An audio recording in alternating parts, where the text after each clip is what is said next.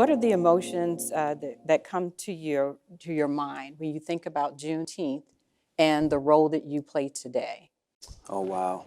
So Juneteenth is a way that we honor the fact that right here, not far from us, after the Emancipation Proclamation was signed, we had slaves that were still enslaved. And it was 2 years after that process that they were able to actually attain the freedom. And so Juneteenth is now received a lot of attention, but it was something that wasn't widely celebrated. And so one, I'm encouraged to know that it's become something that is gaining national and maybe even global attention. But it also is a reminder that, we have come a long way, but we have a long way to go. The person who started the Journal of Negro History and then started Negro History Week, which is what we now celebrate as Black History Month.